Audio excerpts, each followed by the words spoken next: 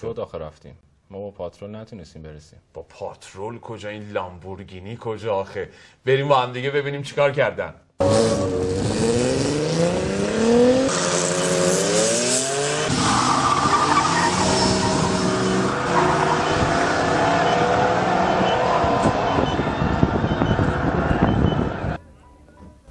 سلام، شب شما بخیر. این پونتیاک ترنزم جی تی ای رنگ قرمز خوشگل داره، همونجوری که آقای رشیدپور دوست داره.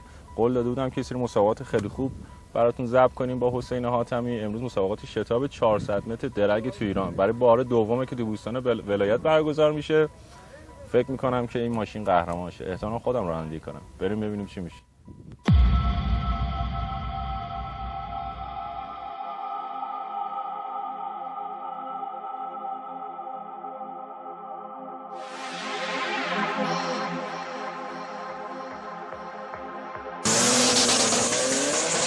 درخواستی که از مسئولین داریم اینه که به این رشته کمک کنن و این رشته رو حمایت کنن تا هم از تصادفات و خطرات خیابونی کم بشه، همین که خب کسایی که تو این رشته شرکت میکنن و علاقه‌مندن و واقعا دارن هزینه میکنن تو این رشته به این نتیجه برسن.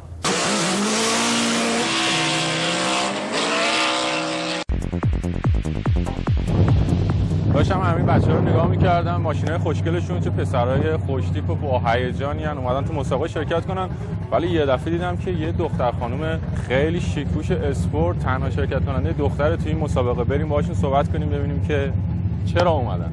سال 87 اتومبیلرانی شروع کردم و عضو فدراسیون موتورسواری و اتومبیلرانی هستم.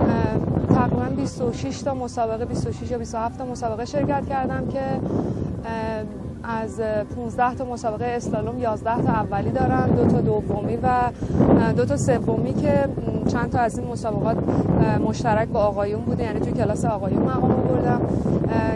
مسابقه ریس قهرمان کشوری هم 7 تا مسابقه دادم که آخرین مسابقه بود که تایم 3 رو زدم و تقریبا در کنار رقیبایی که هم قدرن و هم خیلی حرفه‌ای ایران هستن به نظر خودم تایم خوبی بود و تنها خانمی هستم که توی این مسابقات شرکت میکنم. به خانمای عزیزم توصیه میکنم که اون ترس همیشگی رو بذارن کنار و بیان در کنار آقایون رقابت کنن، چون فقط اعتماد به نفس و سرعت عملی که امتیاز افراد مشخص میکنه. مثل مسابقه امروز که فقط همونجور که میبینین همه آقایون هستن و تنها خانمی که شرکت میکنه توی این کلاس من هستم، یعنی توی کلاس ریس استریت.